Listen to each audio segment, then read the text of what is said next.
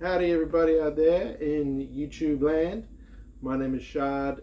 This is Deep Dive 5, Part 3, Volume 3. Yes, it's Tuesday morning here in the Blue Mountains just outside of Sydney. Summer, it's hot and it's going to get hotter. Yeah, gotta love summer. Said me never. Alright, so Volume 3. I'm going to deep dive into 5 CDs I just kind of pulled at random out of my CD collection.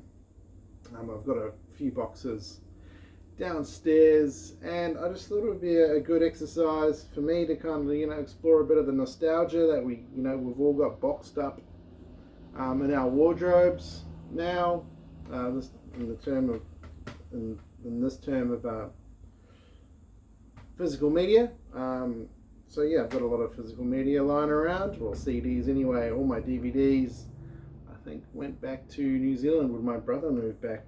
So yeah, I've got 5 CDs to look through today.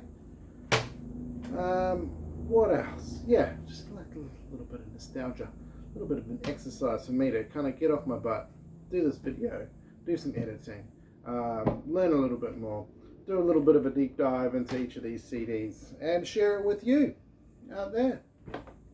So first up, we've got White Rasta by Charles Manson.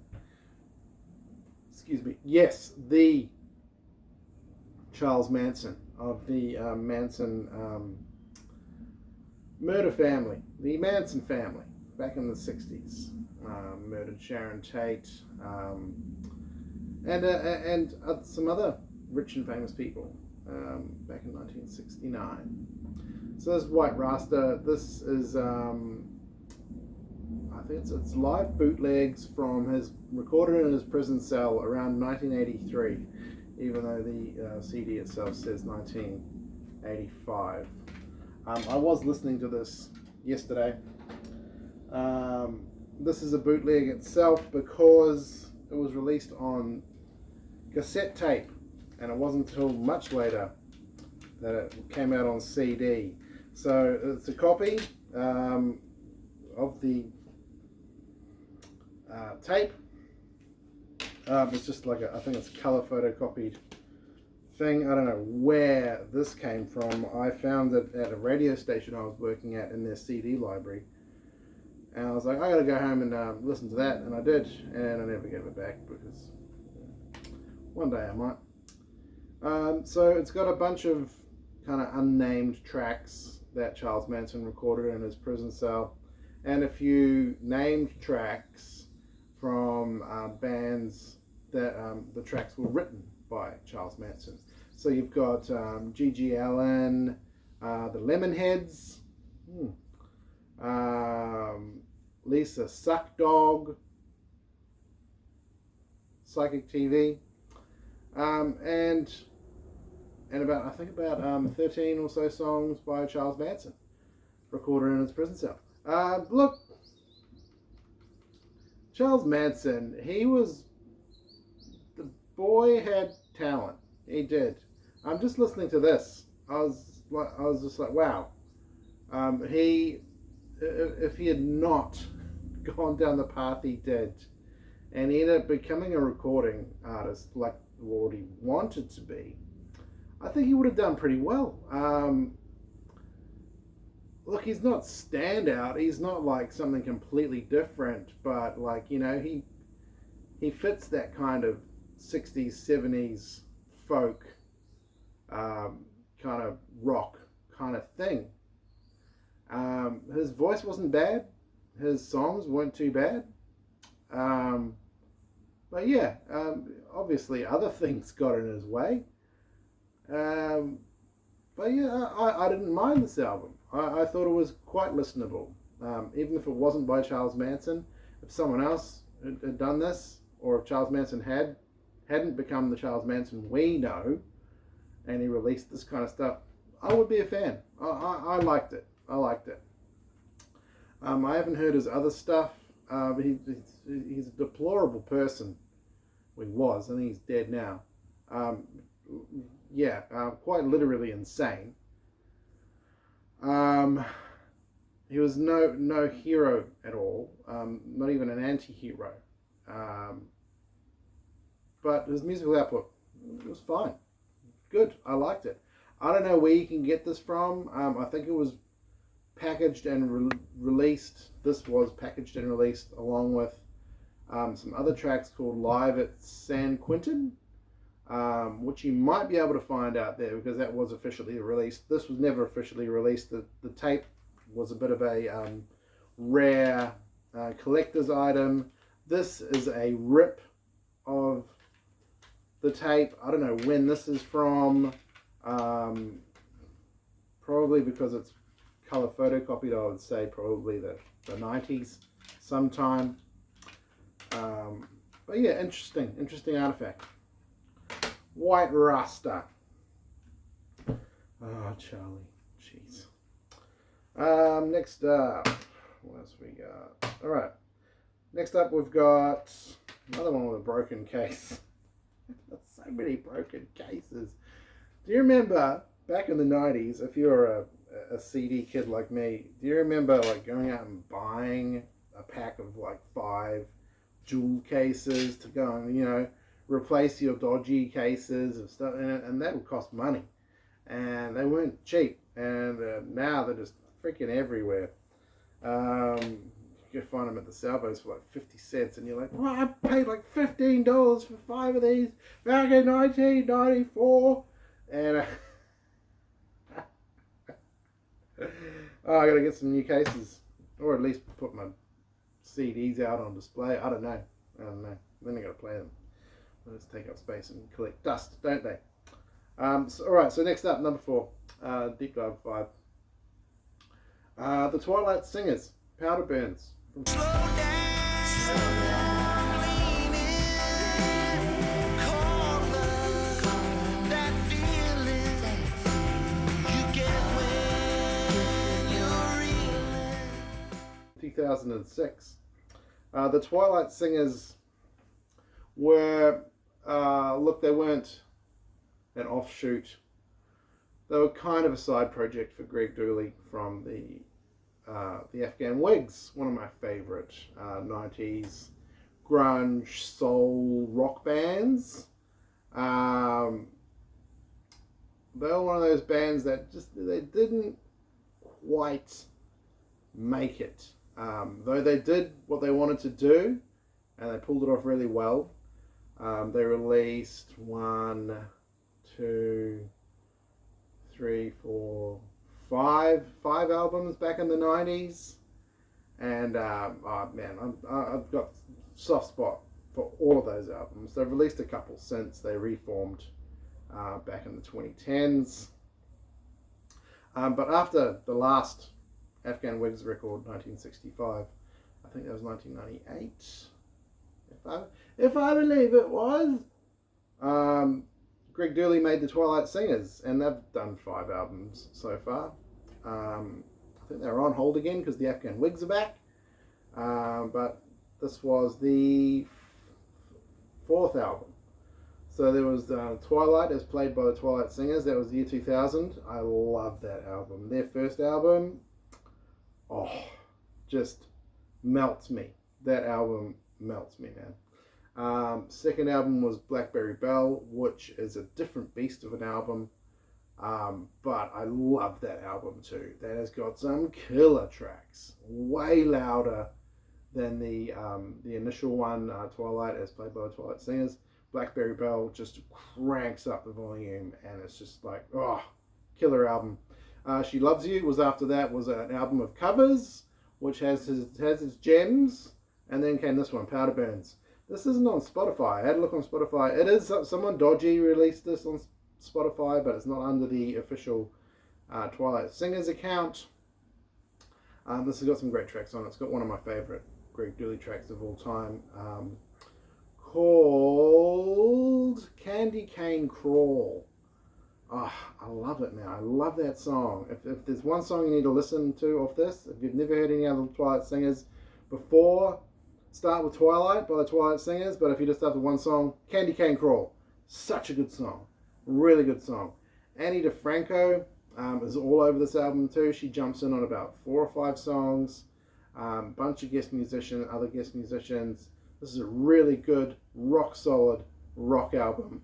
I did see them live when they toured this back in the day. I think it was the first time I'd seen Greg Dooley in concert. I had seen him since then. I think I went to another Twilight Singers gig, and the Afghan Wigs when they came over years ago. They haven't been back. Come on back, dudes. Good album. Great album. Really liked it. Yeah. Check out the Twilight Singers. They will make your day. Number 3, David Garza. He's a American singer, songwriter, composer, filmmaker, artist. Oh man, this dude's done tons.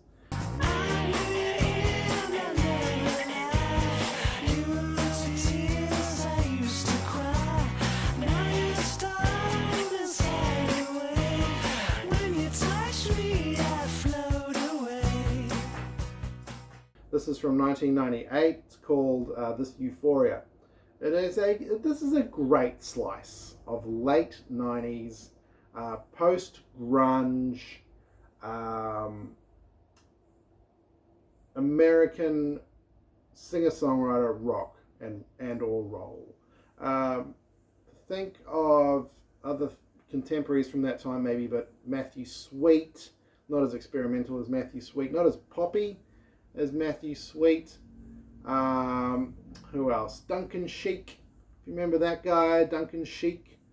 But David Garza, he released tons of stuff before this. This was his major label stuff. His first major label album, and he has released tons after it. None of which I've heard. All I've heard from David Garza is this album. I love this album. It's still one of my favorite late 90s releases, of course. It's got such good, just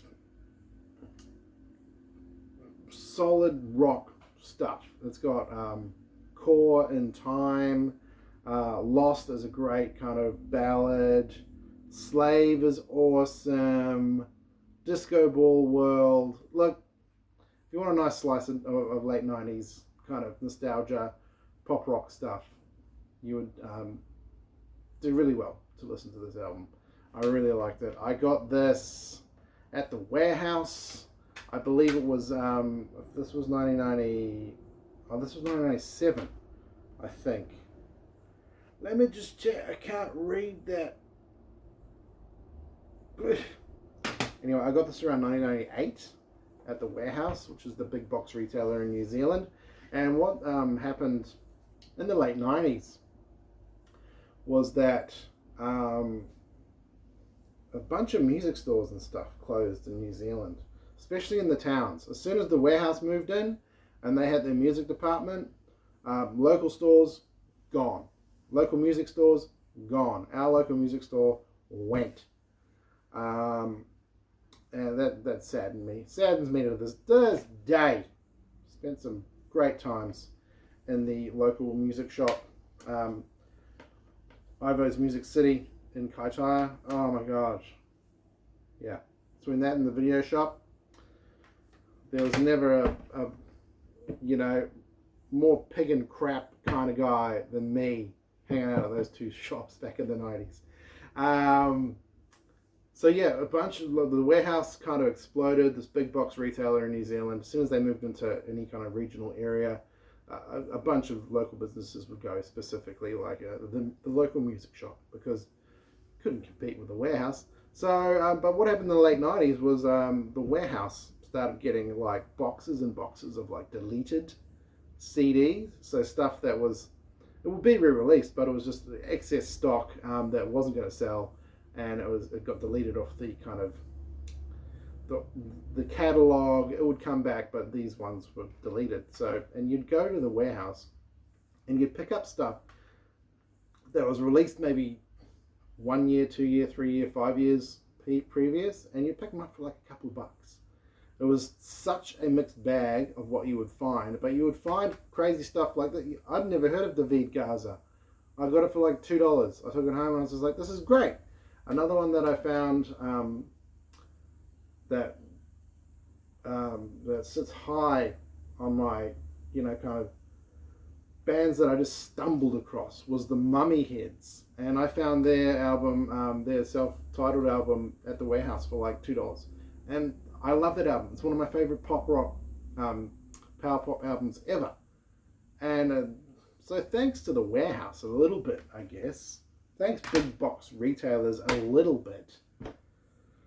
But that was back then. It's not now. It's just, but let's not rant anymore about the past. Alright, so that was David Garza. This Euphoria. Good album. Good album. Really like it. Number 2, Rancid. Out Come the Wolves.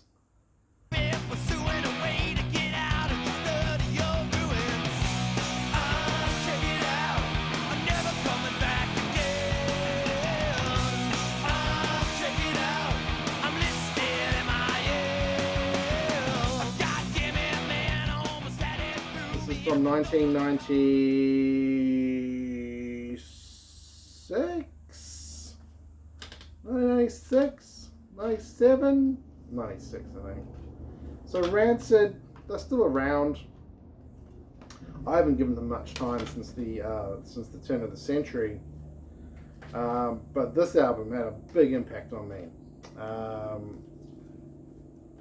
It was their first. It wasn't a major label debut, but it was that quite quickly built this really big word of mouth and a couple of really solid punk releases with their self-titled album in '91, and then Let Go, and I think that was '93 or '94, and then this one came out, and it was just like they exploded. So like Roots Radicals, Time Bomb, all over music video, TV, and just a bunch of really like awesome, catchy, straight up punk stuff.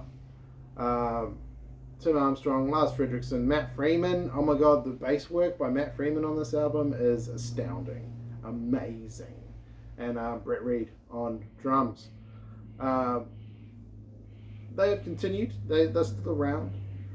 I think this and Let Go are their peak releases. Not to say they're peak, but I don't know. I don't think they get better than those two albums. Time's Up. I know what's called Life Won't Wait from '98. A very polarizing release, let me say. It goes way more into the ska, rock steady kind of stuff. But Let Go and Let's Go. And Out Come the Wolves are rock solid. There are some great songs on both those albums, if not all the songs. This is one of those rare albums you can listen to all the way from track 1 to track 19 and not be bored at all and go, what's the next song? Just like that. Hard, fast, catchy, and it just rolls on. Great album, Out Come the Wolves, Rancid. I got this from, I think I would have got it from Ivo's Music City in Kaitaia. I think. I even had the t-shirt back in the day. Love that t-shirt. Alright, last one. Number 1. Deep Dive 5. Strapping Young Lad. Self-titled. It's not self-titled, no. Strapping Young Lad. Heavy as a really heavy thing.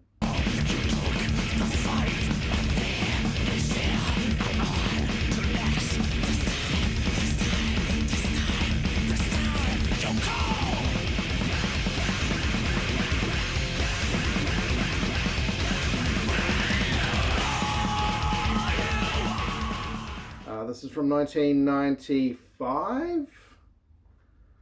If you haven't heard of Strapping Young Lad, Devin Townsend, the kind of mad metal genius, I would hasten just to call him the mad metal genius.